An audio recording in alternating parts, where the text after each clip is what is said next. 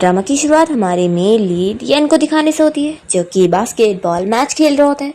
तभी यहाँ पर बहुत सारी लड़कियां उसे चीयर कर रही होती है और उनमें से एक हमारी फीमेल लीड शॉ भी होती है, जो कि उसे देखकर बहुत ही ब्लश कर रही होती है। तभी अचानक से सामने से बॉल आने लगता है और वो शॉ को लगने वाला होता है, पर तभी येन सामने आकर शॉ को बचा लेता है और वो उसे किस करने जा रहा होता है। पर यहाँ पर शॉ की नींद खुल जाती है और हमें पता लगता है कि वो बस अपने क्रश के बारे में सपना देख रही होती है। वो सोचने लगती है कि आखिर 8 साल हो गए पर मैं अभी भी अपने क्रश येन को भूल नहीं पाई हूँ। अब थोड़ी ना हम लोग कभी वापस मिलेंगे। तभी यहाँ पर शाओ को बुलाया जाता है कि एक पेशेंट की तबीयत अचानक से बहुत खराब हो गई है, उसका जो ब्लड प्रेशर है वो बहुत लो गया है। तो शाओ फिर तुरंत ही उस पेशेंट का ट्रीटमेंट करने जाती है और वो यहाँ डिसीजन लेती है कि उसे इंजेक्शन लगाना पड़ेगा। तभी जब वो इंजेक्शन लगा रही होती है तो एक दूसरा डॉक्टर आकर उसे डांटने लगता है कि वो अपनी मर्जी के हिसाब से ऐसी चीजें कैसे कर सकती है। तो शाओ इसका रीजन बताती है कि अगर ये नहीं किया जाता तुरंत तो उसकी जान जा सकती थी। और तभी इतने में यहाँ पर येन पहुंच जाता है और वो शाओ की तारीफ करता है कि तुमने सच में पेशेंट को अच्छे से हैंडल करी हो। तो वो शॉक रह जाती है कि वो तो अब्रॉड में डॉक्टर का काम कर रहा था, तो वो आखिर अचानक से वो कंट्री कैसे आ गया। तभी शॉ की फ्रेंड कहने लग जाती है कि ये हमारे हॉस्पिटल में आया हुआ नया प्रोफेसर है, लेकिन ऐसे देखकर लग रहा है कि ये बहुत जाना पहचाना है। फिर बाकी चीजें येन हैंडल करता है उस पेशेंट को देखने का कि अभी उसे कौन सी मेडिसिन देनी होगी, और इस तरीके से ये लोग पेशेंट को बचा लेते हैं। फिर जब ये लोग बाहर आते हैं तो हॉस्पिटल के जो मेन हेड डॉक्टर है वो येन की तारीफ करने लग जाते हैं कि वो अब भी यहाँ पर आया और इसने इतनी जल्दी एक पेशेंट की जान भी बचाया। तो येन इसका क्रेडिट शॉ को देने लगता है और कहता है कि वो डॉक्टर शॉ का कमाल है, मैंने तो अभी कुछ किया ही नहीं। तो हेड फिर शॉ को येन से मिलवाने लगते हैं कि ये हमारे हॉस्पिटल का नया प्रोफेसर है और वो अभी रिसर्च टीम में काम भी करने वाला है, तो उसकी वो तारीफें बता रहे होते हैं। तभी शॉ की फ्रेंड भी यहाँ पर येन को पहचान लेती है और कहती है कि यही तो तुम्हारा हाई स्कूल वाला क्रश है ना।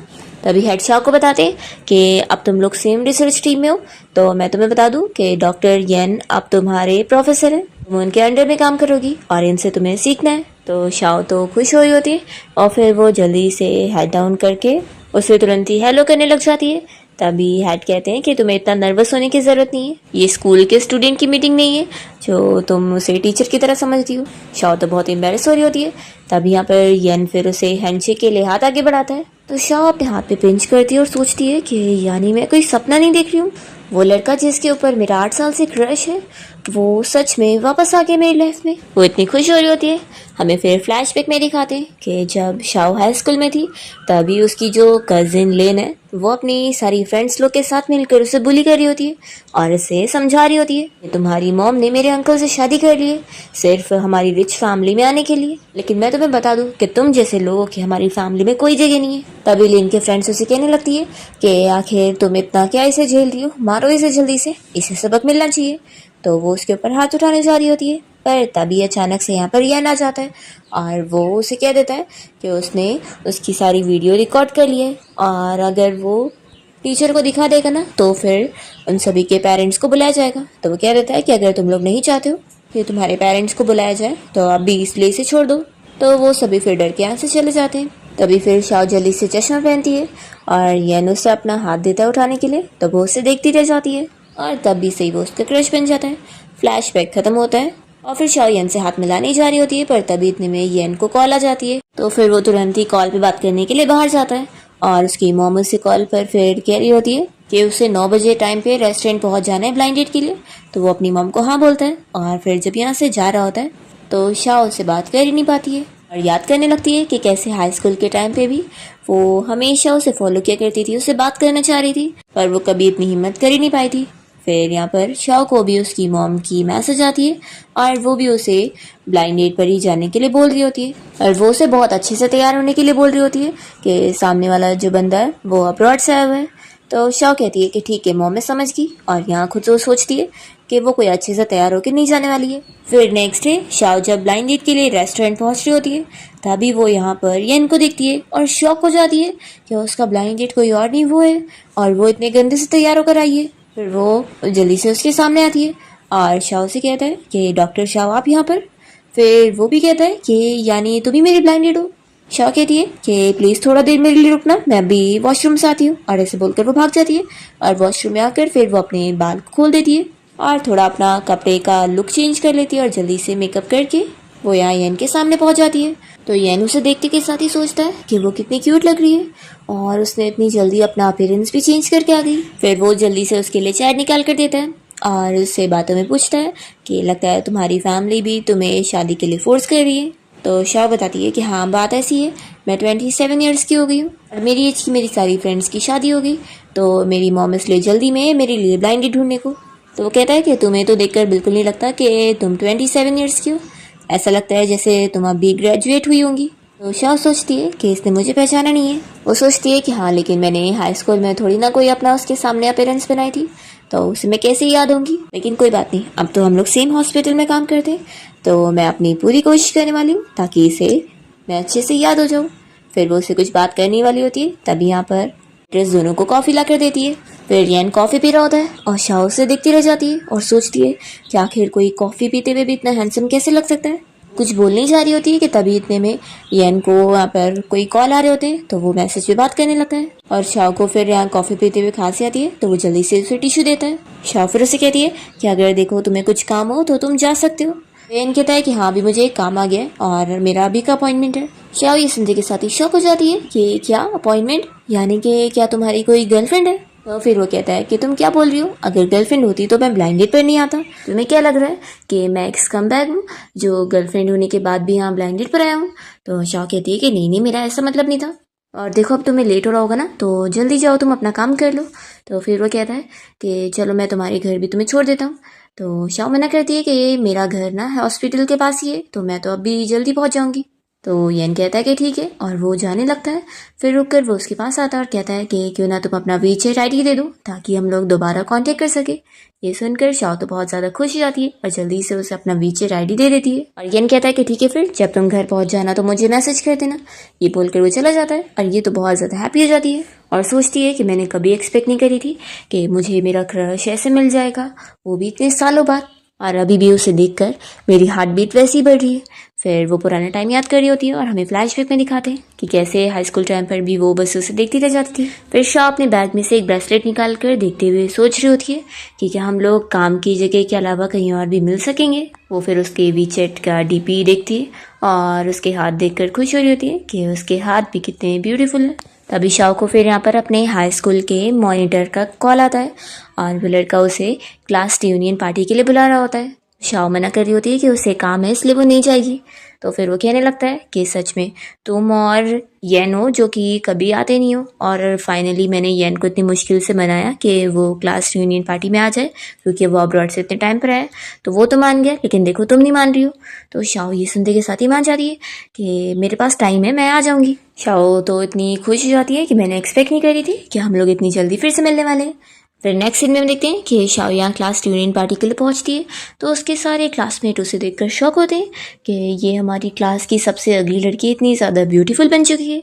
तो लिन की फ्रेंड जू सभी से कहने लगती है कि इतना क्या तारीफ कर रहे हो, बस थोड़े से पैसे खर्च करिए और कुछ नहीं। शाओ हमें बताती है कि ये लिन की फ्रेंड जू है जो कि उसकी चमची थी और उसके कहने पर ये भी उसे बुली किया करती थी। शाओ सोचती है कि इतने साल हो गए लेकिन इस बंदी का नेचर अभी भी नहीं बदला है, अभी भी वैसी ही बुरी है। फिर वो आकर उसे रिटर्न में जवाब देती है कि तुम जैसा मुझे बोल रही हो तुम तो भी काफ़ी बदल चुकी हो, तुम्हें लगता है मेकअप का ज़्यादा नॉलेज हो गया है, तभी तो हाई स्कूल से कुछ ज़्यादा ही अलग लग रही हो। तो ये सुनकर फिर बाकी सभी को हंसी आ रही होती है।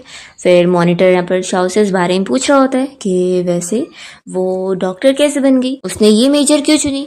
तो फिर वो सोचने लग जाती है और हमें फ्लैशबैक में दिखाते हैं कि शाओ ने स्कूल टाइम में एक दिन येन की बातें सुन ली थी। वो अपने फ्रेंड से बात कर रहा था और उसे बता रहा था कि वो डॉक्टर बनेगा। तो उसका फ्रेंड उसे कहता है कि लेकिन डॉक्टर्स तो अपने काम में कितना बिजी रहते हैं, तो तेरे पास फिर गर्लफ्रेंड भी नहीं होगी, तो तू शादी कैसे करेगा।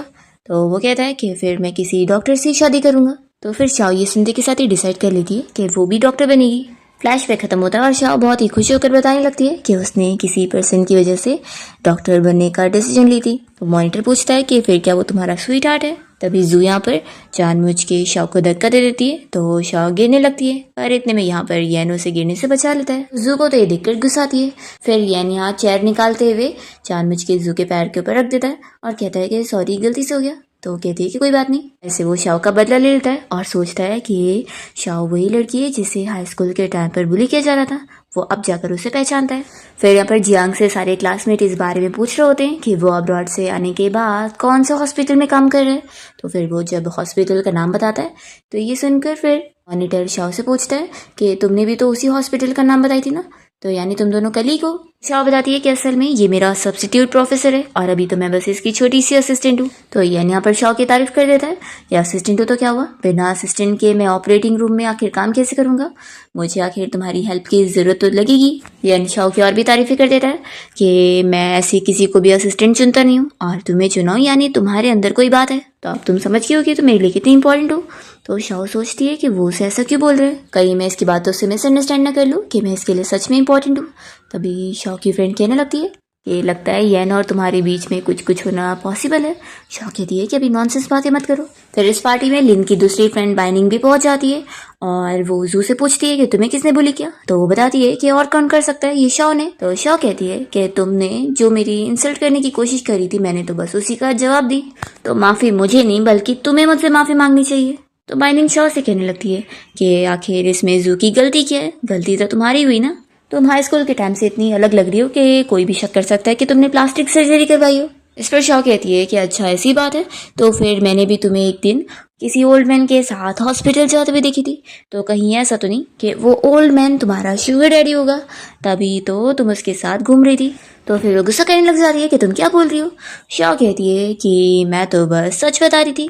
देखो मैं तुम्हें एक और चीज समझा दूं कि मैंने उस ओल्ड मैन को और भी बार हॉस्पिटल लाते हुए देखी थी और इससे कोई बीमारी थी, तो इसलिए तुम ना अगली बार बच के रहना, तुम्हें भी फिर कुछ भी हो सकता है, मैं तो बस तुम्हें केयरफुल रहने बोल रही हूँ। तो बाकी क्लासमेट फिर बाइनिंग के बारे में बातें करने लगते हैं कि हमने सोचे भी नहीं थे कि ये एक ओल्ड मैन की मिस्ट्रेस हो सकती है। तो बाइनिंग चिल्लाने लगती है कि तुम सभी मेरे बारे में ऐसा नहीं बोल सकते हो, कम से कम मैं तुम लोगों से तो बेहतर ही हूँ। और वो दोनों मिलकर शाओ का मजाक उड़ाने लगते हैं कि जैसे उसकी मॉम ने लिन के अंकल से शादी कर ली वैसी वो भी ऐसी टाइप की लड़की होगी और ऐसे ट्रिक इस्तेमाल करेगी। शाओ ये सुनकर सोचती है कि क्या येन भी मेरे बारे में ऐसे सोचता होगा। तभी येन इन लोग को चिल्लाता है कि अब बस बहुत हो गया, तुम लोग इसे हाई स्कूल के टाइम पर भी बुली करते थे और अभी भी। तो शाओ खुश हो जाती है कि ये मेरी साइड ले रहा है। शाओ इन लोग को बताती है कि मैंने तुम लोग की सारी बातें रिकॉर्ड कर ली हूँ और अगर मैं चाहूँ ना तो अब भी तुम्हारे ऊपर केस कर सकती हूँ। वो पूछती है कि यहाँ पर कौन लॉयर है। तो शाओ की फ्रेंड उठकर बताने लगती है कि मैं हूँ। तो यहाँ पर एक बंदा कहता है कि लेकिन तुम भी तो शाओ की तरह डॉक्टर हो ना।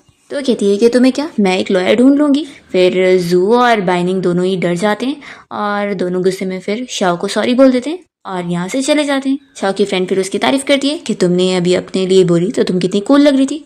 तो शाओ कहती है कि अब मैं पुरानी वाली वो लड़की नहीं रही हूँ जिससे सब लोग बुली करें। तो एन खुश होकर कहता है कि हाँ तुम बहुत बदल गई हो। और फिर ये सारे मिलके ड्रिंक टोस्ट करते हैं और काफी सारी बातें करते हैं। पार्टी के बाद फिर शाओ अपनी फ्रेंड के साथ जब बाहर आती है तो बाहर येन भी होता है। तो शाओ की फ्रेंड इन दोनों को साथ छोड़ने के लिए कहती है कि तुम लोग जाओ, मैं अपना खुद चली जाऊंगी, और वो यहाँ से भाग लेती है। फिर शाओ येन को देखकर स्माइल कर रही होती है। तभी वो उससे पूछता है कि क्या तुम्हारा शादी करने का प्लान है। तो वो शॉक हो जाती है कि तुम मुझसे शादी करने के बारे में पूछ रहे हो। तो येन बताने लगता है कि मेरी फैमिली मुझे शादी के लिए फोर्स कर रहे हैं, तो अगर तुम भी शादी करना चाहो तो क्यों ना तुम मुझे कंसीडर करो पहले। अगर हम शादी करते तो हम अपने हिसाब से एक साथ रह सकते हैं और क्योंकि हम लोग एक दूसरे को ज़्यादा जानते भी हैं तो हमारा साथ होना फिर कंफर्टेबल होगा। शाओ मन में सोचती है कि मैंने कभी एक्सपेक्ट नहीं करी थी कि मैं अपने क्रश के साथ कभी शादी करने के भी सपने सोच सकती हूँ, वो भी वो अपने मुंह से खुद बोल रहा है कि मैं उसे कंसीडर करूँ शादी के लिए। फिर वो हाँ बोलने लगती है। तभी इतने में येन के फोन का नोटिफिकेशन आता है। वो पूछता है कि तुम क्या बोल रही हो। तो शाओ सोचती है कि मुझे थोड़ा सा अपने आप को कंट्रोल भी करना चाहिए। वो कहती है कि मैं सोचूंगी इस बारे में। तो येन फिर उसे कहता है कि मैं तुम्हारे जवाब का इंतजार करूंगा, मुझे अभी कुछ काम है तो मैं चलता हूँ। ऐसा बोलकर फिर वो चला जाता है और फिर शाओ उसे देखती रहती है। फिर हम देखते हैं कि जब वो अपने घर पे होती है तो उसकी मॉम उसे कॉल पे पूछ रही होती है कि उसकी ब्लाइंड डेट कैसी रही। तो शाओ कहती है कि ठीक ही थी और हम लोग अभी कांटेक्ट में भी है। तो उसकी मॉम खुश हो जाती है कि ये तो अच्छी बात है, फाइनली तुम्हें कोई तो पसंद आया जिसमें तुम इंटरेस्ट ले रही हो। वो खुशी के मारे कहने लगती है कि अब तुम इसी साल ही जल्दी से जल्दी मुझे मेरे सन इन लॉ से मिलवाना। तो शाओ स्माइल करने लगती है और कहती है कि मॉम ठीक है अब मैं कॉल रखती हूँ। फिर शाओ येन के बारे में याद करने लगती है। फ्लैशबैक में हमें दिखाते हैं कि जिस दिन येन ने इसे बचाया था तो गलती से वो अपना ब्रेसलेट वहीं पर ही गिरा कर चला गया था। तो फिर शाओ ने उसे उठा ली थी। वो उसका ब्रेसलेट पहनते हुए सोचती है कि शायद मुझे हिम्मत करके उसे चेज करना चाहिए। फिर नेक्स्ट डे हम देखते हैं कि लोग एक पेशेंट का ऑपरेशन कर रहे होते हैं और यान मेन सर्जरी कर रहा होता है और शाओ उसकी असिस्टेंट बनकर उसका काम कर रही होती है। तभी वो उसकी तारीफ करता है कि वो सब कुछ कितने अच्छे से सुन रही है। तो शाओ तो खुश हो जाती है कि उसने फिर उसे कॉम्प्लीमेंट दिया। नेक्स्ट सीन में जब ये लोग की छुट्टी हो जाती है तो शाओ हॉस्पिटल के बाहर खड़ी होती है और वो भी फिर काफ़ी थक गई होती है और सोचती है कि आज उसे काफ़ी लेट हो गया है। तभी सामने से येन उसके पास आ रहा होता है तो वो सोचती है कि क्या ये मेरे लिए आ रहा होगा, नहीं नहीं ज़रूर ये किसी और को ढूंढ रहा होगा। वो जाने वाली होती है तभी येन कहता है कि क्या तुम मुझसे छुप रही हो। तो शाओ कहती है कि कितना बड़ा कोइंसिडेंस है, तुम अभी तक गए नहीं। तो वो कहता है कि मैं तुम्हारा ही वेट कर रहा था, मैं तुमसे पूछना चाहता हूँ कि तुमने इस बारे में क्या सोची हो, फिर क्या तुम मुझसे शादी करोगी। और ये सुनते ही फिर अपना हाई स्कूल टाइम याद कर रही होती है और वो फिर उसे कह देती है कि मैंने अच्छे से सोच ली हूँ, मैं तुमसे शादी करने के लिए रेडी हूँ। वो सोचती है कि लाइफ में अपने ड्रीम पूरे करने के लिए थोड़ी हिम्मत तो दिखानी पड़ती है और वो सोचती है कि अगर ये ड्रीम भी हुआ तो कम से कम मुझे रिग्रेट नहीं होगा।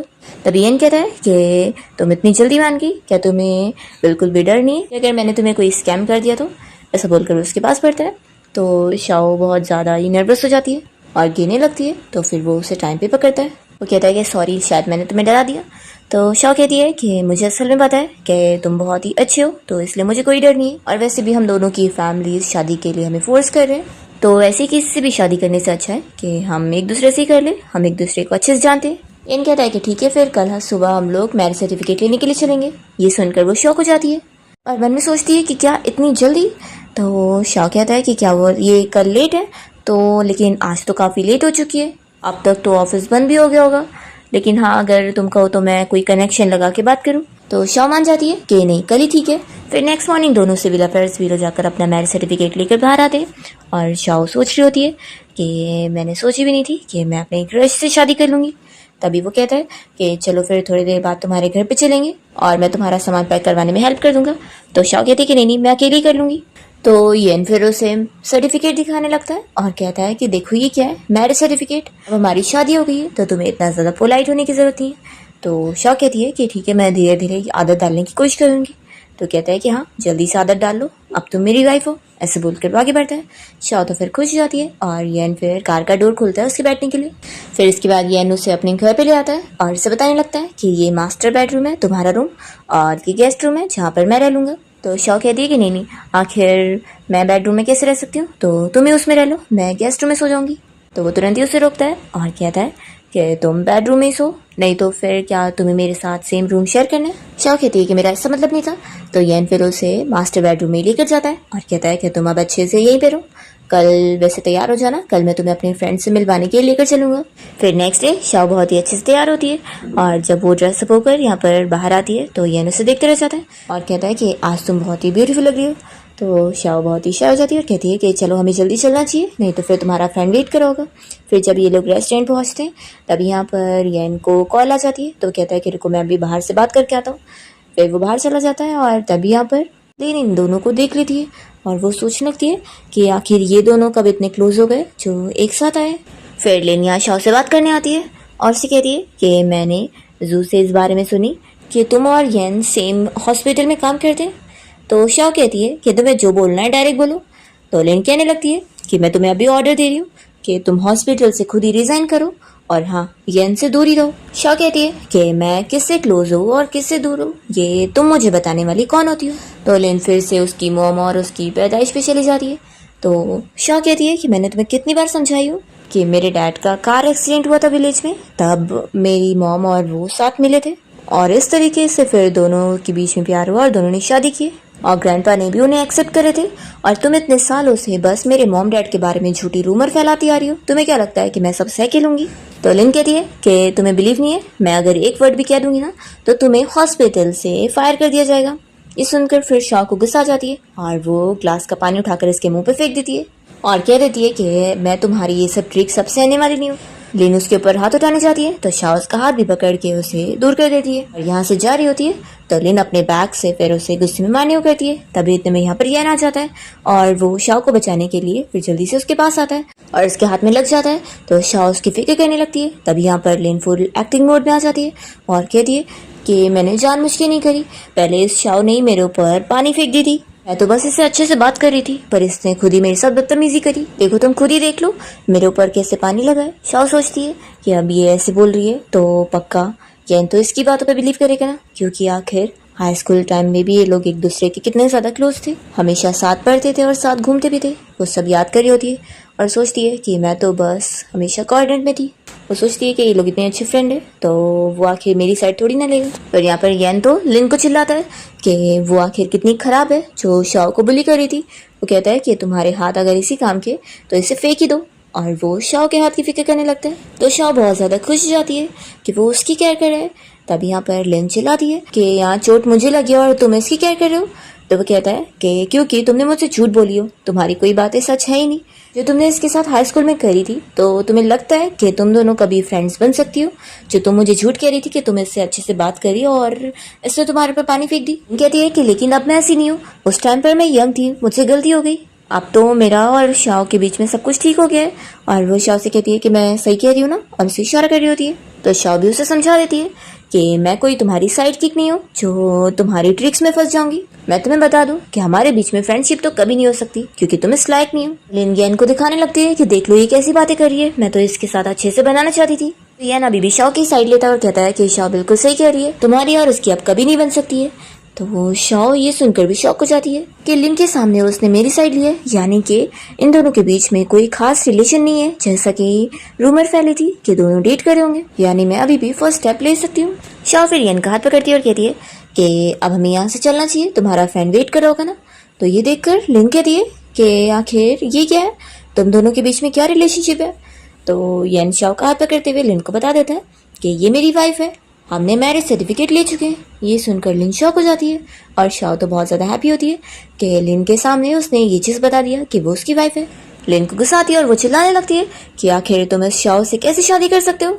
तो वो कहता है कि मैं किसी से भी शादी करूँ, आखिर तुम्हें क्यों। और यहाँ से फिर वो शाओ के साथ चला जाता है। लिन बहुत ज़्यादा गुस्से में होती है।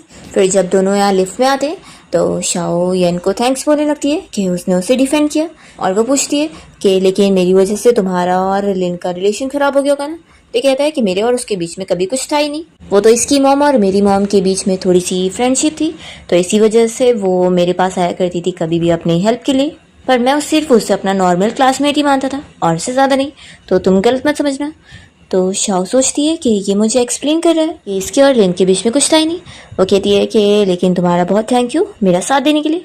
तो कहता है कि ये तो मेरा फ़र्ज़ हुआ ना, क्योंकि तुम अब मेरी वाइफ हो। मुझे अच्छी तरीके से पता है कि क्लासमेट और वाइफ में से कौन मेरे लिए ज़्यादा क्लोज होनी चाहिए। शाओ तो और खुश हो रही होती है कि वो इतनी जल्दी अपनी हस्बैंड वाली आइडेंटिटी को अडेप्ट कर चुका है, और या फिर कहीं ऐसा तो नहीं कि ये भी मुझे लाइक करता है। वो इसी बारे में सोच रही होती है। तभी यहाँ लिफ्ट में बहुत सारे लोग आ जाते हैं, तो उनके धक्के की वजह से ये दोनों एक दूसरे से बहुत क्लोज आ जाते हैं और शाओ के लिप्स गलती से येन के नेक पर टच हो जाते हैं। तो वो तो बहुत शॉक हो जाती है और येन और वो फिर एक दूसरे को देख रहे होते हैं। फिर जब इनका फ्लोर आ जाता है तो येन आगे बढ़ता है और शाओ उसके पीछे जा रही होती है। तभी वो आगे देखती नहीं है और उससे टकरा जाती है। तो फिर वो कहता है कि आखिर तुम क्या सोचने में लगी हो। शाओ सोचती है कि वो आखिर उसका मूनलाइट था और उसे पता भी नहीं चला वो उसके इतना नज़दीक आ गया। फिर येन यहाँ पर शाओ को अपने फ्रेंड से मिलवाने लेकर आ जाता है और उसके लिए चेयर निकाल के उसे बैठाता है। उसका फ्रेंड काफ़ी शॉक होता है कि वो किसी लड़की को लेकर आया, तो येन उसे मिलवाने लगता है कि ये मेरी वाइफ है, और वो शाओ को भी बताता है कि ये मेरा बेस्ट फ्रेंड है। पर यहाँ पर येन के फ्रेंड ली को तो यकीन नहीं आ रहा होता है और वो कहने लगता है कि तूने सच में इतनी जल्दी शादी कर लिया। तो येन कहता है कि क्या मेरी वाइफ को देखने के बाद भी तुझे यकीन नहीं आ रहा है। तो वह कहता है कि सच मानना पड़ेगा। वो फिर शाओ से कहता है कि सिस्टर इन लॉ के मेरे फ्रेंड में आपको दिखा क्या, आप तो हुई इतनी ब्यूटीफुल, तो आपके तो चाहने वाले बहुत होंगे। ये तो आखिर इतना बोरिंग टाइप का है, तो आखिर आपको इसमें पसंद क्या आया होगा, मैं तो ये सोच रहा हूँ। तो शाओ फिर सोचने पड़ जाती है कि वो इसका क्या जवाब दे। तो येन अपने फ्रेंड को चुप कराता है कि मेरी वाइफ को एम्बेरस मत कर, और उसे वो बताता है कि असल में मैंने अपनी वाइफ को चेज किया। तो उसका फ्रेंड ली खुश होता है कि फिर तो कितनी अच्छी बात है। वो कहता है कि चलो सिस्टर इन लॉ मिलने की खुशी में हम ड्रिंक टोस्ट करते हैं। फिर डिनर से घर आने के बाद शाओ तो ऑलरेडी बहुत ही ड्रंक हो गई होती है, तो येन उसे उसके रूम में लिटा रहा होता है। तभी वो फिर उठ जाती है और कहने लगती है कि मैंने ज़्यादा ड्रिंक नहीं करी हूँ। वो कहती है कि तुम यहाँ से कहीं मत जाओ, अगर तुम नहीं जाओगे तो मैं तुम्हें सीक्रेट बताऊंगी। तो फिर येन बैठ जाता है और कहता है कि तुम क्या सीक्रेट बताने वाली हो मुझे। तो शाओ फिर उससे बताती है कि मैं तुम्हें बहुत लाइक करती हूँ, असल में मुझे तुम अपने डॉक्टर वाले कोट में बहुत ज़्यादा अच्छे लगते हो। वो उसका हाथ पकड़ लेती है और कहती है कि तुम्हारे हाथ भी कितने अच्छे दिखते हैं और ये कितने सॉफ्ट भी है।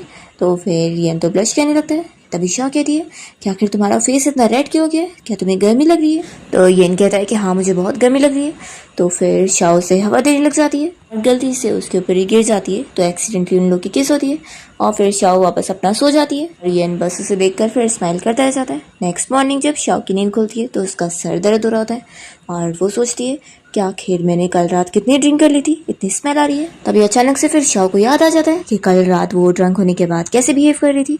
फिर वो बहुत ही एम्बैरेस होने लगती है। तभी यहाँ पर येन आता है और कहता है कि तुम उठ गई हो तो बाहर आ जाओ, ब्रेकफास्ट कर लो। तो फिर वो कहती है कि असल में कल मैंने ज़्यादा ड्रिंक कर ली थी, तो मैं बस कल जो भी बकवास कर रही थी उसके लिए सॉरी। येन कहता है कि तुमने क्या बोली थी? तो शाओ कहती है कि वही जो मैंने बोली थी कि मैं तुम्हें लाइक करती हूँ। वो फिर हंसने लग जाता है। तो शाओ गुस्सा हो रही होती है कि तुम हंस क्या रहे हो। येन कहता है कि तुमने ये भी बोली थी कि तुम मुझे व्हाइट कोट में बहुत पसंद करती हो, अब तुम्हें मुझे व्हाइट कोट में देखना इतना पसंद है तो अब से तुम रोज ही देखोगी। ऐसा बोलकर वो चला जाता है। शाओ सोचती है कि अच्छा हुआ मैंने उसे ये नहीं बताई कि वो तो मेरा काफी टाइम पुराना क्रश है, नहीं तो और भी ज्यादा खराब होता। अगली बार से तो मैं इतनी ज्यादा ड्रिंक करूंगी नहीं। फिर शाओ अपना काम पे जाने के लिए जब तैयार होकर बाहर आती है तो येन उसका इंतजार कर रहा होता है। फिर जब दोनों कार में बैठते हैं तो येन शाओ की सीट बेल्ट बंद करने के लिए उसके क्लोज आ जाता है, तो वो तो नर्वस हो जाती है। येन कहता है कि तुम आखिर क्या सोच रही थी, मैं तो बस सीट बेल्ट लगा रहा था। वो उससे अपने हाथ दिखाने लगता है कि तुम मेरे हाथ भी बहुत ज्यादा पसंद है ना, कहीं ऐसा तो नहीं कि इस वजह से ही तुमने मुझसे शादी करी थी। शाओ कहती है कि नहीं ऐसी बात नहीं है। तो येन पूछता है कि फिर आखिर क्यों, तो वो उसका जवाब नहीं दे पाती है।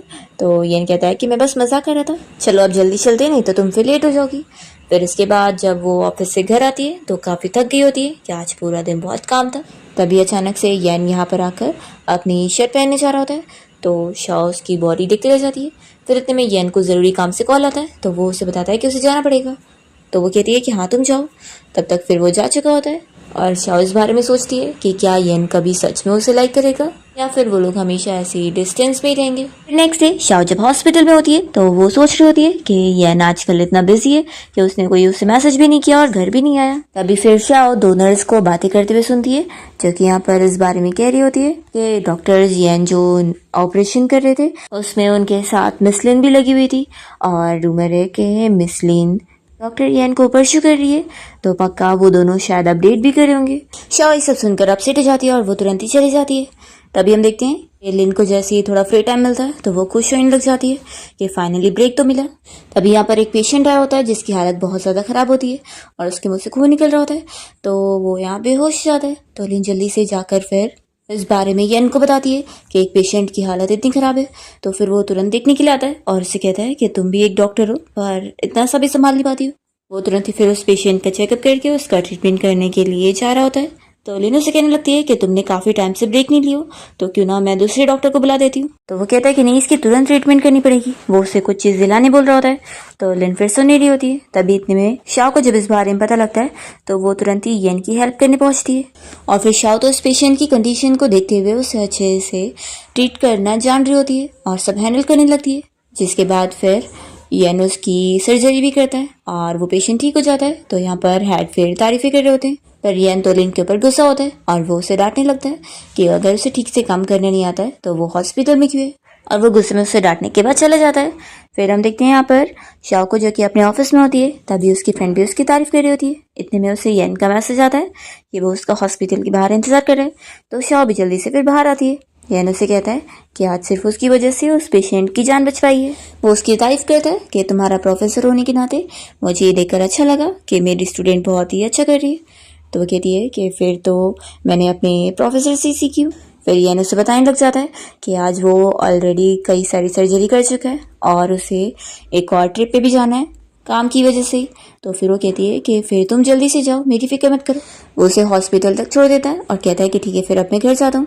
जब वो जा रहा होता है तो शाओ उसके बारे में सोच रही होती है और फिर जब वो अंदर जाने लगती है तो येन पीछे मुड़कर उसे देखता है और सोचता है कि वैसे तो उसने उसे कॉल पर बता दिया था बिजनेस ट्रिप के बारे में, पर फिर भी वो उसे पर्सनली मिलकर बताना चाहता था। फिर नेक्स्ट सीन में जब शाओ अपना हॉस्पिटल से बाहर निकलती है छुट्टी होने के बाद, तभी यहाँ लिन उससे बात करने आ जाती है और कहती है कि मेरा एक कलीग है जो कि मेरे डिपार्टमेंट में और वो तुम में इंटरेस्टेड है और कह रहा है कि मैं तुम लोग के बीच की मिडिल मैन बन जाऊँ और तुम्हारी और उसकी जोड़ी बना दूँ। शाओ से क्लियरली समझाने लगती है कि मैं किसी से भी मिलने में इंटरेस्टेड नहीं हूँ, तो तुम्हें मुझे कुछ भी बोलने की जरूरत नहीं है। लिनो से समझाने लगती है कि येन तुम्हें कोई पसंद नहीं करता है, तुम सोचना भी मत कि इसलिए उसने तुमसे शादी की है।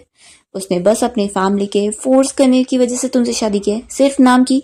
तो एक दिन वो तुम्हें छोड़ने ही वाला है, तो इसलिए अच्छा रहेगा कि अगर कोई डॉक्टर तुम्हें इंटरेस्टेड हो रहा है तो उसे तुम भाव दे दो, नहीं तो बाद में तुम्हारा ही नुकसान होगा। शा कहती है कि मैं अच्छे से जानती हूँ कि तुम्हें जेलसी हो रही है कि मेरी यन के साथ शादी हो गई, इसलिए तुम हमें अलग करने के लिए सब कर रही हो। वो उसे अपना मैरिज सर्टिफिकेट दिखाती है और कहती है कि लेकिन हम हस्बैंड वाइफ के बीच में तुम कोई नहीं होती हो बीच में आने वाली, तुमने सोची भी कैसे कि मैं तुम्हारी एडवाइस लूंगी। तो लिन गुस्सा होती है और कहती है कि यन के सबसे ज्यादा क्लोज मैं हूँ और मैं तुम्हें बता रही हूँ, तुम बस अब इंतजार करो तुम्हारा और उसका डिवोर्स होने का। तो शाओ तो मन में सोचती है कि मुझे यन से शादी करके कोई रिग्रेट नहीं है, इवन अगर कभी हमारा डिवोर्स भी हो जाता है तो भी मुझे ये तो खुशी रहेगी कि कम से कम मेरी और उसकी कुछ मेमोरीज बन गई। फिर तभी यन शाओ को पिक करने आया होता है और शिकार में बैठने बोलता है, तो फिर वो जल्दी से चली जाती है और लिन को देखकर इतनी गुस्सा आती है कि वो सोच रही होती है कि बस वो तरीके ढूंढ के रहेगी इन लोग का डिवोर्स करवाने का, और यहाँ से वो भी चली जाती है। शाओ यन से पूछती है कि वो अचानक से उसे पिक करने कैसे आ गया, वो तो अपने पेरेंट्स के घर गया हुआ था। तो फिर वो बताता है कि वहाँ पर सब ठीक है। शाओ फिर उससे पूछने लग जाती है कि क्या आज वो और लिन पूरा साथ में काम कर रहे थे। तो फिर वो बताता है कि दोनों की शिफ्ट अलग अलग थी। ये सुनकर फिर वो खुश होती है और उसे बताने लगती है कि आज लिन आकर उससे कुछ कह रही थी जो कि उसे बिल्कुल अच्छा नहीं लगा। तो यन इस बारे में पूछ रहा होता है कि उसने क्या बोली है। शाओ सोचती है कि अगर मैं इसे बताऊंगी तो क्या इसे बिलीव होगा। यन कहता है कि बोलो भी उसने तुम्हें क्या बोली है। तो फिर शाओ बताती है कि वो मुझे अपने डिपार्टमेंट के किसी डॉक्टर से इंट्रोड्यूस करवाना चाह रही थी। यन कहता है कि तुम उसे इग्नोर ही करो, वो अगर तुम्हें उसका नंबर भी दे देना तो फिर मैं उसे हैंडल कर लूँगी। फिर रात में शाओ तो यहाँ सोफा पर ही सो जाती है। तभी यन जब शावर लेकर आता है तो उसे ऐसे देखकर सोचता है कि वो बिल्कुल भी ठीक से नहीं सो रही है, क्या वो भूल गई है कि उसके घर में मैं भी रहता हूँ। फिर वो सोचता है कि लेकिन हम तो हस्बैंड वाइफ है तो वो ऐसे सो सकती है। तभी फिर वो उसका कपड़ा सही करता है और उसके फोरहेड पर किस करता है। तभी इतने में शाओ के फोन पर किसी लड़के का मैसेज आ रहा होता है जो कि उसका कलीग है। वो उसकी तारीफ कर रहा होता है कि आज उसने कितना अच्छे से सब कुछ काम हैंडल करी, तो वो उसे कल डिनर पे इनवाइट कर रहा होता है। ये मैसेज पढ़कर येन थोड़ा सा जेलस हो जाता है कि शाओ को लगता है ये बंदा परस्यू कर रहा है। फिर वो शाओ को उठाकर रूम में लेकर जाता है। फिर मॉर्निंग में जब शाओ की नींद खुलती है तो वो अपने आप को रूम में देखकर शॉक होती है और सोचती है कि जरूर येन ने मुझे यहाँ लेटाया होगा। वो तो खुश हो जाती है और फिर वो देखती है कि उसके फ़ोन पर उसके कलीग का मैसेज आया हुआ है। तो वो उसे रिप्लाई देती है कि तारीफ़ के लिए थैंक यू, लेकिन मुझे कोई डिनर के लिए नहीं जाना है। हाँ, अगर काम के बारे में मुझसे पूछना हो तो वो तो मुझसे पूछ सकते हो। और फिर शाओ तो उसे रिजेक्ट करने के बाद येन के बारे में सोच रही होती है कि वो अपने बिजनेस ट्रिप के लिए निकल गया, तो अभी वो कहाँ पर होगा और कब तक पहुंचेगा। फिर हम यहाँ येन को देखते हैं जो कि अपने फ्रेंड के साथ प्लेन में होता है और तभी उसका फ्रेंड बहुत ज़्यादा परेशान होने लगता है कि गलती से वो थोड़ा लेट हो गया और वो अब जाके मैसेज कर रहा है कि वो प्लेन में सेफली बैठ गया है, नहीं तो उसकी गर्लफ्रेंड कितना फिक्र कर रही होगी क्योंकि वो आखिर डिजास्टर एरिया में जा रहा है सपोर्ट के लिए। तो येन कहता है कि क्या इतना ज़रूरी है मैसेज भेजना। तो फिर वो बताता है कि उसने और उसकी गर्लफ्रेंड ने डिसाइड करे कि जब भी वो उसके साथ नहीं होगा तो वो हमेशा उसे रिपोर्ट कर दिया करेगा ताकि उसे ज़्यादा फिक्र ना हो। वो यहाँ पर बाकी फ्रेंड लोग से कहने लगता है कि तुम लोग नहीं समझोगे, आखिर तुम लोग तो सिंगल हो। येन भी फिर सोचने लगता है कि क्या शाओ भी मेरे लिए परेशान हो रही होगी, आखिर हम दोनों हस्बैंड वाइफ है तो मुझे भी उसे इस बारे में रिपोर्ट करना चाहिए। फिर हम देखते हैं कि शाओ अपने ऑफिस में होती है और उसे जब येन का मैसेज आता है तो वो सोचती है कि लगता है उसने गलती से मुझे मैसेज भेज दिया होगा, नहीं तो वो कहाँ ही मुझे बताता है कि वो कहाँ पर है कहाँ नहीं।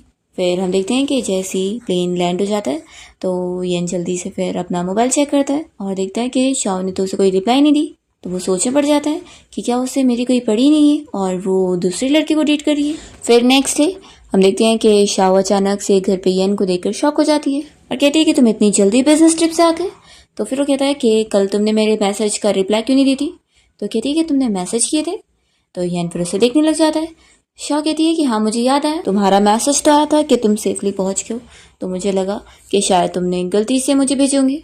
तो शाओ इस बारे में सोचने लगती है कि आज तक तो येन ने कभी उसे अपने बारे में सब बताने के लिए रिपोर्ट करने को मैसेज किया ही नहीं, तो आखिर ये अचानक से कैसे। वो पूछती है कि तुम्हें कुछ हुआ है क्या। तो येन कहता है कि मुझे तो कुछ नहीं हुआ, लेकिन तुम्हारा बताओ, तुम कल सॉन्ग के साथ डेट पर गई थी। तो वो कहती है कि तुम क्या बोल रहे हो, मैं तो कल अपनी फ्रेंड लिली के साथ बाहर गई थी। फिर वो याद करती है कि उसके कलीग सॉन्ग ने उसे डिनर के लिए मैसेज किया था, तो उसने तो उसे बोल दी थी कि वो नहीं जाने वाली है। अब यहाँ पर वो समझ जाती है और कहने लगती है कि तुम पक्का जेलस हो रहे हो, तभी तो तुम ऐसे पूछ रहे हो। येन कहता है कि मैं कोई जेलस नहीं हूँ, उल्टा मैं तो गुस्सा हूँ। तो ये सुनकर शाओ तो स्माइल कर रही होती है। तभी वो कहने लगता है कि मैं ये गुस्सा हूँ कि मैं इतने डिज़ास्टर वाले एरिया में गया था और मेरी वाइफ को मेरी कोई फिक्र ही नहीं थी। तो फिर वो शॉक हो जाती है कि क्या तुम डिज़ास्टर एरिया में गए थे। वो तुरंत ही उसका हाथ पकड़ के उसकी फिक्र करने लगती है और कहती है कि तुम्हें कहीं कोई चोट तो नहीं आई। फिर यान तो खुश हो जाता है कि यानी ऐसा नहीं है कि ये मेरी फिक्र नहीं करती है, बस इसे पता ही नहीं था कि मैं डिज़ास्टर एरिया में गया हुआ था, नहीं तो ये ज़रूर मैसेज करती। फिर वो कहता है कि फिक्र मत करो, तुम्हारा हस्बैंड बहुत ही लकी है, सब कुछ बहुत अच्छा गया, मुझे कुछ भी नहीं हुआ है। शाओ सोचती है कि ये इतना खुश है इस वजह से क्योंकि मैं इसकी केयर कर रही हूँ। यान कहता है कि आगे से कभी भी मैं बिजनेस ट्रिप पर जाऊँगा या कभी मेरी एक्स्ट्रा सर्जरी रहेगी तो मैं तुम्हें मैसेज करके बता दिया करूँगा। शाओ कहती है कि यानी तुम कह रहे हो कि अब से तुम मुझे हमेशा रिपोर्ट करते रहोगे। यानी कहता है कि कल बस काम की छुट्टी हो जाए तो हम लोग साथ में फिर बाहर खाना खाने चलेंगे रेस्टोरेंट में। तो शाओ मान जाती है और कहती है कि ठीक है, फिर मैं एक कल काम खत्म होने के बाद तुमसे मिलने आऊँगी। फिर नेक्स्ट टाइम देखते हैं कि येन जब अपना काम फिनिश कर लेता है तो वो शाओ को मैसेज करता है कि मेरा काम हो गया है तो मैं खुद ही आता हूँ। वो निकल ही रहा होता है कि तभी अचानक से लिन उसके ऑफिस में आ जाती है और उससे कहने लगती है कि मैं तुम्हें बहुत लाइक करती हूँ और उसके टाई को सही करने लग जाती है।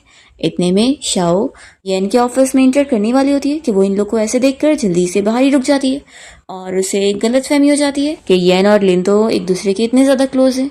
तो वो सोचती है कि यानी लिन सही कह रही थी, उसने बस मुझसे फैमिली की वजह से शादी किया है। शाओ यहाँ से अपसेट होकर चली जाती है और तभी यहाँ पर येन तो लिन को दूर कर रहा होता है और वो उसे समझाने लगता है कि मैं तुम्हें लाइक नहीं करता हूँ, इसलिए अच्छा रहेगा कि तुम थोड़ा हद में रहो।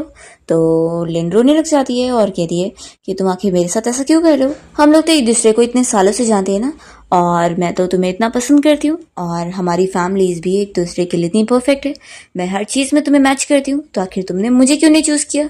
ये उसे समझाने लगता है कि मेरी अब शादी हो चुकी है तो मैं उम्मीद करता हूँ कि तुम दोबारा ऐसी मिसलीडिंग हरकत नहीं करोगी, मुझे ये बिल्कुल पसंद नहीं। तो फिर वो कहती है कि क्या तुम्हें वो शाओ पसंद आ गई है, वो तो मेरे कंपैरिजन में कुछ है भी नहीं, आखिर तुम उसे कैसे चुन सकते हो। तो फिर येन समझा देता है कि मेरी वाइफ है ही सबसे बेस्ट, उसे किसी के साथ भी कंपैरिजन करने की जरूरत नहीं है। और हाँ, मैं तुम्हें वार्न कर दूं कि अगर दोबारा तुमने मेरी वाइफ के बारे में कुछ भी गलत बोली ना तो मैं अपने कनेक्शन का यूज़ करके तुम्हें हॉस्पिटल से निकलवा दूंगा। ये बोलकर येन तो यहाँ से चला जाता है, पर इसकी वजह से फिर लिन को तो शाओ के ऊपर और गुस्सा आ जाती है। दूसरी ओर हम देखते हैं शाओ अपने ऑफिस में होती है, तभी उसे येन का मैसेज आता है। वो उसे पूछ रहा होता है कि क्या तुम बिजी हो। तो शाओ तो इसी बारे में याद कर रही होती है कि उसने उसे और लिन को साथ देख ली थी। फिर वो तो उसे मैसेज में कह देती है कि मेरा भी काम खत्म नहीं हुआ है तो तुम अपना खाना खाने चले जाओ। येन कहता है कि ठीक है, फिर तुम भी टाइम पर खा लेना। फिर यहाँ शाओ अपसेट ही होती है, क्या वो उसके और लिन के बीच में आ रही है ऐसे ही सोचकर। तभी यहाँ पर उसकी फ्रेंड आ जाती है और वो उसका मूड ठीक करने के लिए फिर अपने साथ उसे क्लब में लेके जाती है। यहाँ पर क्लब में जो मेल मॉडल होते हैं वो शाओ के पास आकर उसे बातें कर रहे होते हैं। उसकी फ्रेंड लिली पूछ रही होती है कि बताओ क्या तुम्हें ये पसंद आ रहा है। तो शाओ कहती है कि ऐसा मत बोलो, और वो सोचती है कि ये लोग आखिर येन के कंपैरिजन में कुछ भी कहाँ हो सकते हैं। तभी यहाँ पर येन भी अपने फ्रेंड के साथ क्लब में आया होता है उसके यहाँ बुलाने पर, और वो शाओ के बारे में सोचते हुए उसे मैसेज कर रहा होता है कि वो यहाँ पर आ गया है, क्या उसे कुछ खाना है तो वो बाहर से लेकर आ जाएगा। वो उसके बारे में सोचने में लगा होता है। तभी यहाँ उसका फ्रेंड ली शाओ को देख लेता है और कहता है कि तेरी वाइफ तो यहाँ पर है और देखो वो सारे मेल मॉडल से बात कर रही है, लगता है वो तो तुझे भूल जाएगी है और उसे अब कोई और ही चाहिए होगा। फिर येन उसे कहता है कि तू बकवास करना बंद करे तो अच्छा रहेगा। शाओ उसका मैसेज देखने के बाद उसे रिप्लाई ना देने का ही सोच रही होती है। तभी उसकी फ्रेंड कहने लगती है कि आखिर तू क्या सोचने में लगी हुई है, देखिए मेल मॉडल्स मैंने तेरे लिए इनवाइट करी हूँ। तभी फिर शाओ को येन मैसेज करके पूछ रहा होता है कि तुम कहाँ पर हो। तो वो उसे मैसेज कर देती है कि मैं घर पे हूँ। येन उसे वॉइस मैसेज भेज कर कहता है कि कितना बड़ा कोइंसिडेंस है, मैं भी वहीं पर हूँ, तो क्यों ना तुम यहाँ अपने हस्बैंड के पास आ जाओ ड्रिंक करने के लिए। तो शाओ उसका मैसेज सुनकर शॉक होती है और आसपास देखती है तो येन उसे इशारे करके बुला रहा होता है। तो शाओ सोचती है कि इतना बड़ा कोइंसिडेंस कैसे हो गया कि ये भी यहाँ पर है, ज़रूर पक्का ये मेरा इल्यूजन होगा, मैंने उसे झूठ बोली थी और लगता है मैं तो फंस चुकी हूँ। फिर वापस देखती है और सोचती है कि ये तो लगता है सच है। वो अपना मुंह छुपाकर यहाँ से भागने की कोशिश करती है। तभी एक मेल मॉडल उसका नंबर मांग रहा होता है। इतने में येन शाओ के सामने आ जाता है और कहता है कि कितना बड़ा कोइंसिडेंस है कि तुम यहाँ ओवर टाइम करने के लिए क्लब में आई हो। शाओ तो यहाँ सोचनी पड़ जाती है कि इंसान को कभी भी झूठ नहीं बोलना चाहिए क्योंकि झूठ पकड़े भी जा सकते हैं, फिर बहुत ही ज़्यादा एम्बेरस फील होता है। तभी वो मॉडल कहने लग जाता है कि देखो मैं पहले आया हूँ तो तुम बाद में लाइन में लगो, पहले मुझे इसका नंबर मिलना चाहिए। तो यान फिर शाओ को पकड़ता है और उसे कहता है कि उसे बताओ कि आखिर कौन पहले है। तो ये समझ जाती है कि ये जेलस हो रहा है, तो वो यहाँ पर उस मॉडल को छोड़कर शाओ का नाम लेती है कि ये पहले आया। फिर शाओ कहता है कि वाइफ चलो हम लोग घर चलते हैं, और इसे लेकर वो बाहर जाता है। तभी शाओ यहाँ उसे समझाने लगती है कि मेरी बात सुनो, असल में मेरी फ्रेंड लिली का मूड ठीक नहीं था और उसे क्लब में आना था, तो मैं बस उसके साथ के लिए आई थी। और वो मन में सोच रही होती है कि सॉरी लिली, मैंने अभी तुम्हारे ऊपर सब डाल दी। फिर येन तो उसे कहने लग जाता है कि लेकिन अगर तुम ऐसे बाहर जाया करो तो तुम सभी को क्या बता सकती हो कि तुम सिंगल नहीं हो, बल्कि तुम्हारी शादी हो गई है और तुम्हारा हस्बैंड मैं हूँ, डॉक्टर येन। ऐसा तुम क्या कह सकती है सभी को। शाओ यहाँ शॉक हो जाती है कि येन मेरे साथ अपनी मैरिज को पब्लिक करना चाहता है, लेकिन वो अपसेट होती है कि आज वो लिन के साथ कैसे क्लोज था, तो आखिर अब मेरे से ऐसी बातें क्यों कर रहे हैं। तभी येन उसका फेस पकड़ता है और पूछता है कि तुमने सुनी कि नहीं। तो शाओ मान जाती है। फिर इतने में येन को ड्राइवर की कॉल आई होती है और वो फिर शाओ को बताता है कि असल में ड्राइवर लोकेशन नहीं ढूंढ पा रहा है, तो मैं जाकर उसे ढूंढता हूँ, तुम यहाँ पर मेरा इंतजार करो। और हाँ, उस मेल मॉडल को ढूंढने मत चली जाना। तो फिर वो स्माइल करके कहती है कि हाँ नहीं जाऊँगी, मैं इंतजार करती हूँ। तब यहाँ पर लिन की मॉम शाओ को देखकर उसे बात करने लगती है। तो शाओ ने देखकर बहुत गुस्सा होती है और कहती है कि आप यहाँ पर क्या कर रही हो और आपको मुझसे क्या काम है। तो फिर वो कहती है कि आखिर मैं तुम्हारी आंटी हूँ, तो मुझसे अच्छे से तो बात करो। शाओ कहती है कि हाँ हाँ, आप वही आंटी हो जिसने मुझे और मेरी मॉम को घर से निकाल दिया था, तो बताएंगी आपको मेरी क्या हेल्प चाहिए। तो लिन की मॉम शाओ से कह रही होती है कि तुम और लिन सेम हॉस्पिटल में काम करते हैं, एक तो तुम उसकी कोई हेल्प नहीं कर सकती तो कोई बात नहीं, लेकिन आखिर तुम्हारी हिम्मत कैसी हुई मेरी बेटी को बुली करने की। शाओ कहती है कि सच में लिन की कंप्लेन करने की लगता है आदत नहीं गई है, वो फिर से कंप्लेन करना शुरू कर चुकी है। वो जाने लगती है तो लिन की मॉम इसका हाथ पकड़ के रोकती है और कहती है कि मेरी बात अभी खत्म नहीं हुई है, मैं चाहती हूँ कि तुम अपनी जॉब छोड़ दो ताकि फिर लिन को परेशानी ना हो। तो शाओ कहती है कि आप अपने आप को समझती क्या है कि हर जगह क्या आपकी फैमिली का सब कुछ चलने वाला है। तो आंटी कहती है कि मैं तुमसे अच्छे से कह रही हूँ तो सुन लो, नहीं तो फिर मैं काफ़ी तरीके लगा सकती हूँ तुम्हें निकलवाने के लिए।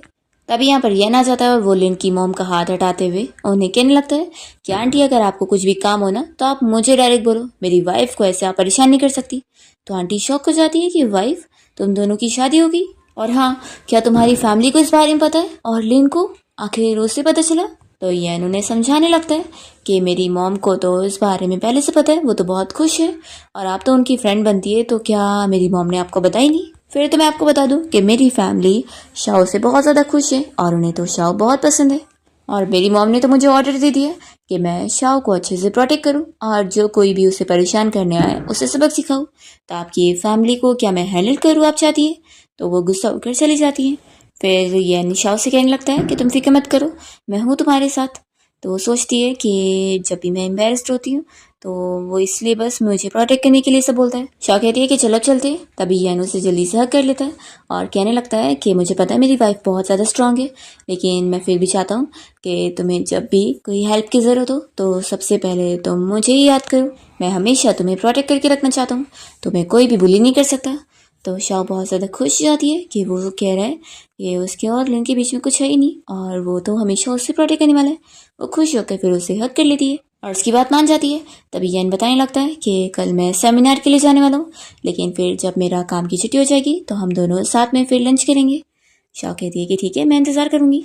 नेक्स्ट डे फिर यहाँ शाह ऑफिस में होती है। तभी लिली आकर उसे कहने लगती है कि आखिर तुम कल मुझे बस एक मैसेज करके छोड़ के चली गई। शाह कहती है कि सॉरी मैं जल्दी में निकल गई थी, लेकिन तुम फिक्र मत करो, मैं किसी और दिन वापस से तुम्हें डिनर पे इनवाइट करूँगी।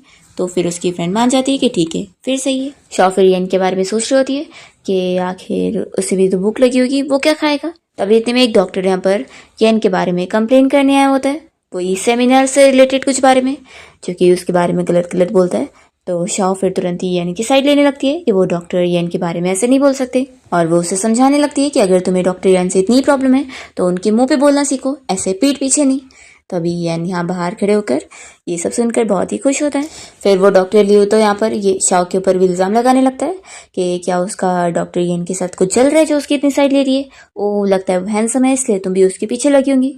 तो शाह फिर उस डॉक्टर लियो को अच्छे से जवाब देती है कि तुम्हारे पास हैंडसम फेस नहीं है ना, इसलिए तुम उससे इतना जेलस हो रहे हो। बाहर खड़े होकर यन अपनी तारीफें सुनकर खुश हो जाता है और ये भी इम्प्रेस होता है कि शाह को तो अपने लिए कैसे लड़ना आता है और उसके लिए भी।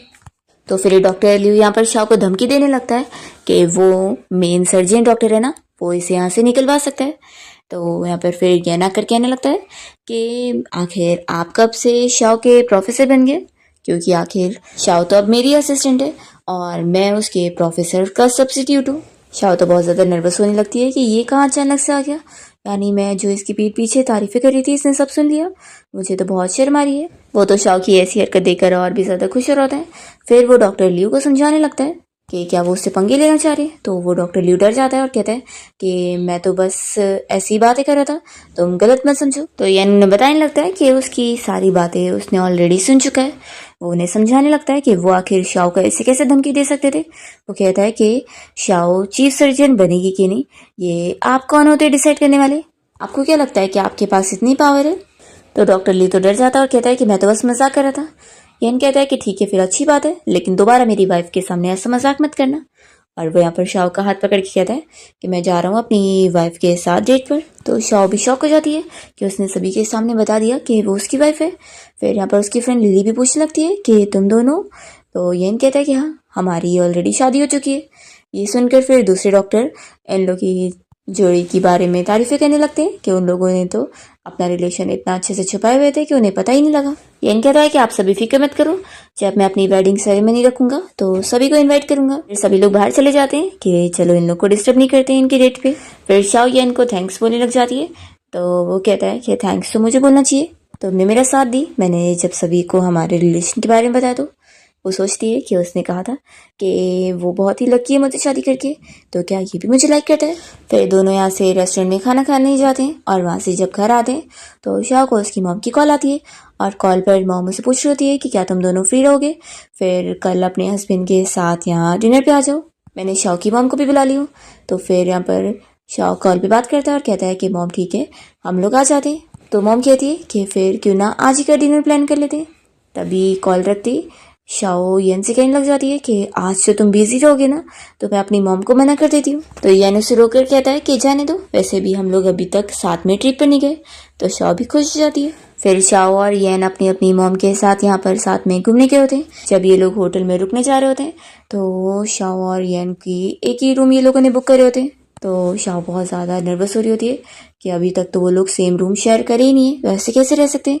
फिर वो अपनी मॉम से कहने लग जाती है कि मॉम आज रात में आपके साथ रहूंगी। तो उसकी मॉम कहती है कि तुम इतनी बड़ी हो गई हो तो अपने हस्बैंड के साथ ही रहो। और दोनों मॉम्स तो इन लोग की जोड़ी बनाने के लिए अपना साथ में चली जाती है और शाओ और येन के पास ऑप्शन नहीं होता, उनको सेम रूम में आना पड़ता है। शाओ तभी येन से कहने लग जाती है कि तुम फिक्र मत करो, मैं जाकर दूसरा रूम बुक कर लेती हूँ। तभी वो उसे रोकता है कि वाइफ तुम इतना ज़्यादा शाय क्यों फील करी हो, आखिर हम लोग लीगली मैरिड है, तो आखिर तुम ऐसे क्यों भाग रही हो। पर शाह को फिर इतना शाय होता हुआ देखकर वो कहता है कि मैं तुम्हें बस टीज कर रहा था, देखो अभी कोई फायदा नहीं है जाकर, क्योंकि मॉम ने ऑलरेडी सारे अरेंजमेंट करे होंगे तो यहाँ पर एक्स्ट्रा रूम तुम्हें नहीं मिलने वाला है। फिर दोनों आपस में डिसाइड करते हैं कि एक जन सोफा पे सो जाएगा और एक जन बेड पर। तो शाह कह रही होती है कि मैं सोफा पे सो जाऊंगी। तो वो उसे समझाता है कि तुम्हें ये सारी तकलीफ लेने की जरूरत नहीं है, वो काम मेरा है, तो तुम आराम से बेड पर सो। तो शाह इतनी शाह हो चुकी होती है कि वो कहती है कि मैं जल्दी से शावर लेके आती हूँ।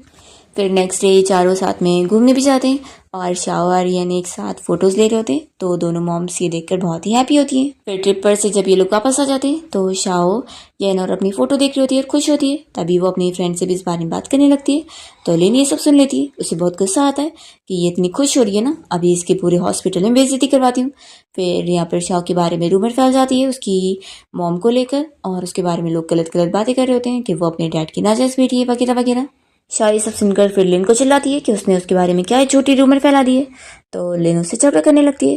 तो शाह भी उसे रिपीट में जवाब देने के बाद जब यहाँ से जा रही होती है तो लिन फिर उसके ऊपर हाथ उठाने जाती है, पर येन उसका हाथ रोक लेता है और वो उसे याद दिलाता है कि मैंने जो तुम्हें वार्निंग दिया था लगता है तुम भूल गई हो।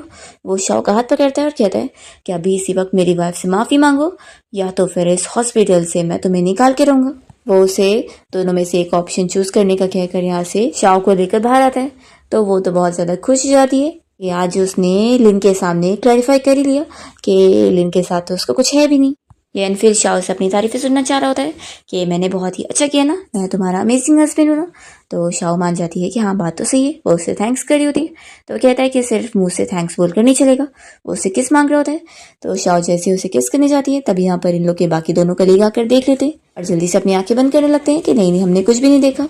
फिर शाओ और येन यहाँ से घर जाने के लिए निकलते हैं। फिर रात में हम देखते हैं कि शाओ ने अपनी फ्रेंड के कहने पर खुद इनिशिएटिव लेने का सोची होती है और उसने यहाँ फिर येन के लिए कैंडल लाइट डिनर की प्रिपरेशन करी होती है। दोनों साथ में फिर डिनर करते हैं और जब रूम में आते हैं तो येन शाओ के क्लोज आ रहा होता है उसे टीज करने के लिए और फिर उसे कहता है कि वो उसकी बिना मर्जी के कुछ भी नहीं करेगा, तो वो डरे ना। मॉर्निंग में जब शाओ की नींद खुलती है तो वो येन का फेस टच करके खुश हो रही होती है कि वो कितना हैंडसम है, तो अभी वो भी जाग जाता है। तो शाओ जल्दी से दूर होती है और कहती है कि अब हमें जल्दी से हॉस्पिटल चलना है। फिर हॉस्पिटल में ये लोग बहुत ही बड़ी सर्जरी हैंडल करते हैं और किसी पेशेंट की जान बचाते हैं और शाओ और येन दोनों साथ में मिलकर काम करते हैं, इसलिए सब अच्छा हो जाता है। फिर शाओ अपनी मॉम के साथ होती है, तभी यहाँ पर इन लोग को कॉल पे पता लगता है कि ग्रैंडपा की तबीयत बहुत ज़्यादा ख़राब हो गई है, तो ये लोग हॉस्पिटल में लेके होते हैं। पर लिन ने पहले से ही शाओ के बारे में सारी गलत रूमर फैलाई होती है, तो शाओ और उसकी मॉम को लोग यहाँ पर क्या क्या नहीं बोल रहे होते हैं। पर यहाँ पर शाओ कहती है कि वो अपने ग्रैंडपा से मिलने आई है, कोई पैसे के लिए नहीं। तो बार बार वो इल्ज़ाम लगाना बंद करे कि वो लोग प्रॉपर्टी के लिए पीछे पड़े। शाओ ये कह देती है कि उसे और उसकी मॉम को कुछ भी नहीं चाहिए। फिर ग्रैंडपा के बुलाने पर शाओ को अंदर आने मिल जाता है। वो अपने ग्रैंडपा से उनके लास्ट मिनट पर उनसे मिलती है और वो तो अपनी सारी इनहेरिटेंस उसके नाम पर करके गए होते हैं। तो जब लिन को ये पता लगता है तो वो इसके बाद तो बहुत ज़्यादा ही गुस्सा हो जाती है और शाओ से बदला लेने के लिए वो किसी गुंडे को भेज देती है हॉस्पिटल में उसे मारने को। और फिर ये बंदा जब हॉस्पिटल में शाओ के ऊपर अटैक करने वाला होता है तो येन उसका चाकू पकड़ के रोक देता है और बचा लेता है। पर येन को जब चोट लग जाती है तो शाओ उसकी फिर हॉस्पिटल में बहुत फिक्र करी होती है और उसे वो समझा देती है कि दोबारा वो उसके लिए ऐसा कभी ना करे।